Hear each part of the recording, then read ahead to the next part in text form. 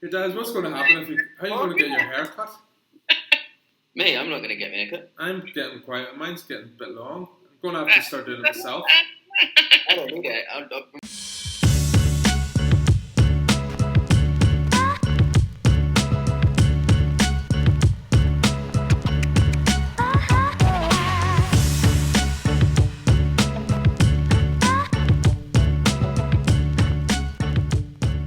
Okay, welcome to episode 4 of Are We There Yet? Under slightly different circumstances, as the whole world is since we last put one of these together, and it has been a couple of weeks, I suppose, since we recorded one of these, and it's probably because, if I'm really honest, I didn't know what to talk about, what to tell people, because the situation is changing every day. But it's probably not fair to our loyal fan base to deprive them of our insights. So yeah, like for those who don't know, we're based in Dubai. Dubai has been quite quick to react to the virus, I think. And like Dan, you were saying it's coming up in 3 weeks now that the schools are closed. 3 weeks tomorrow. Jen would have been off school. Yeah. So yeah, teachers. And obviously the malls are closed, beaches are closed, pools, gyms, parks, everything's on lockdown. How are you guys coping? It's not too bad actually. We've got a couple of balconies here, so it's not being locked in completely. You still have some outside, and I go off into the desert for a one-man run once a day just to keep me a little bit sane. But it's good. That's awesome. I'm also just getting a little bit of respite time and trying to continue with workouts on the balcony. So it's like sprint. Did you see the guy in Italy who did a marathon on his 7-meter balcony? So that's the goal you have to set yourselves. Can be done. I do an ultra marathon. Go for a minute. Tonight. Yeah. The world record, 2.4 record. And Frankie, what about the kids? How are they getting on, being cooped up, or do they understand what's going on? The kids are actually really good. I've got a 1 and a 3-year-old, and because they're so close in age, they play very well together. They're learning to fight very well together. So there's been a few intense moments. But they're energetic. They're used to being at the beach, at the park, most days, if not every day.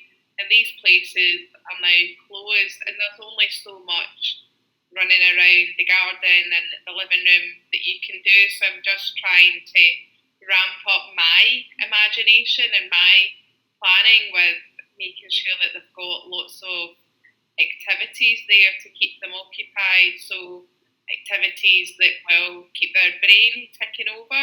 So thanks to Darren there on the end. Yeah. Tell us about your activity pack, your Explorers activity pack. Yeah, little 50-page explorers. So obviously they can't go to these destinations at the moment. They can't see the elephants. They can't sort of see the sloths.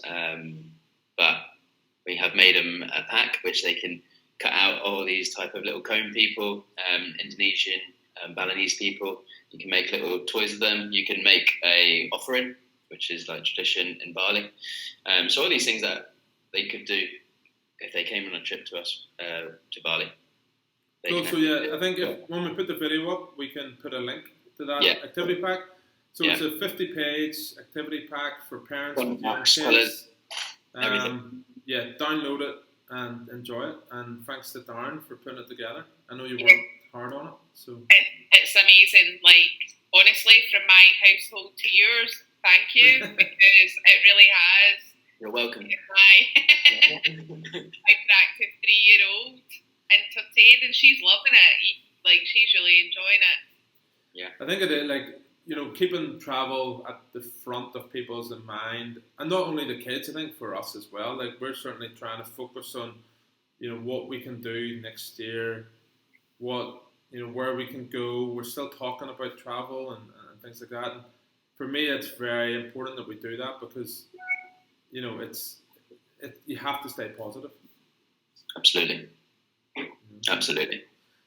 Frankie, how are your kids sort of like? Are they understanding what's going on? They don't understand the virus. I think in terms of their age, we've not explained that to them. But what we've focused on is the germs aspect, just to make them understand how often they need to wash their hands and why they need to wash their hands, so without using fear tactics. But they know that they have to wash their hands before eating and before and after play and all of these things. Otherwise, it will give them a sore tummy, or they'll end up not feeling too great. So they know what it's like to feel unwell, and they know that germs can cause that. My husband's also a teacher, so he's really good at explaining the process, and he did a little experiment with them, which I think he found on a YouTube video. Yes, yeah. They filled a bucket of water with pepper, and he said pepper was the germs, and if you wash your hands with soap and put it in the water, the germs move away. And I think for Sienna, our oldest daughter, who's 3-year-old, for her that made it relatable. That was the penny dropping, so she then understood the concept of germs and why they were yucky, as we're calling it, on her hands, and the impact that it would have, and why it's important for us to wash them away. So now, and just like we're just giving her lots and lots of praise every time she does it. We do a dance, we make it fun. Yeah, well, that's it. Trying to keep it fun and light, isn't it?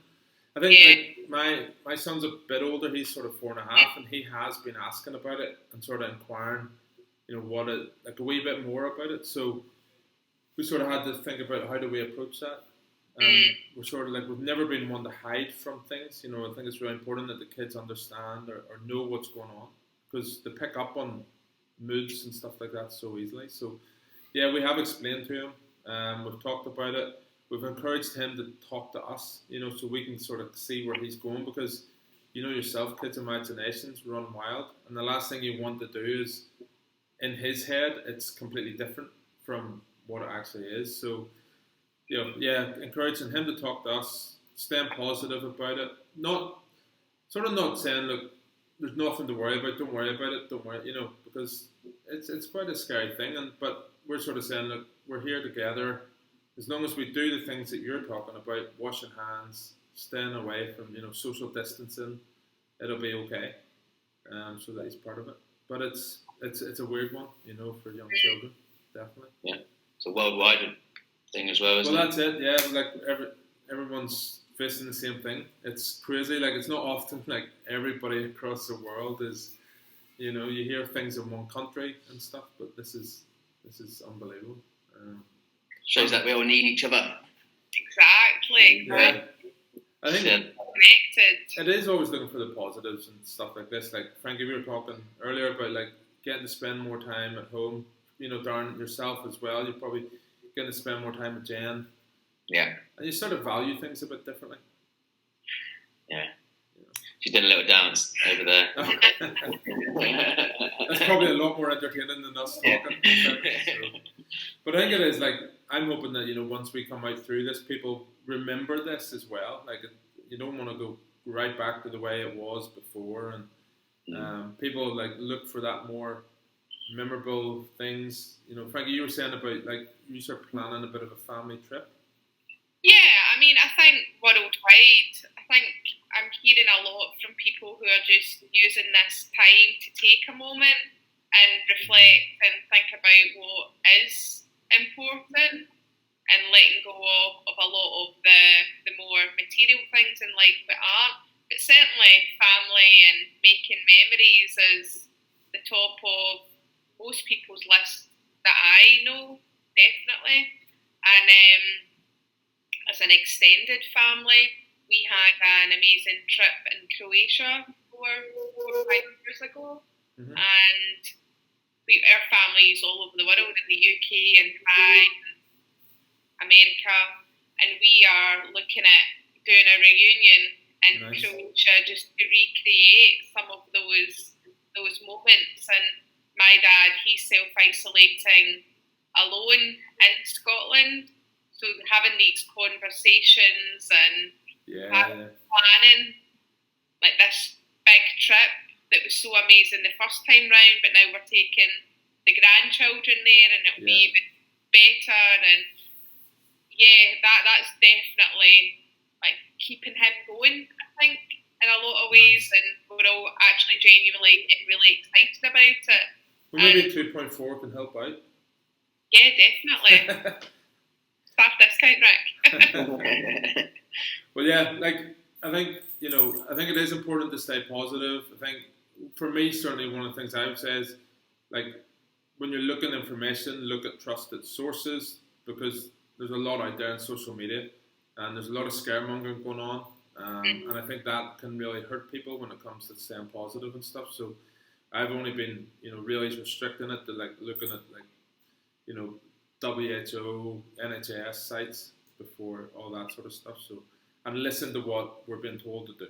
Like, people are ignoring some self-isolation and stuff, which is a bit crazy. But yeah, we will keep in touch, and thanks very much for your time. Stay safe. And obviously, if anybody out there has any questions for us, not maybe about COVID-19, because we're not doctors, but about anything else in terms of travel for the future, you want to chat to us about some inspirational stuff, just let us know. And make sure you download Darren's awesome activity pack as well, because it's definitely going to keep you entertained for a few days. Cool. Emoji man. All right. Cheers, guys. Take care. Stay safe. Ciao.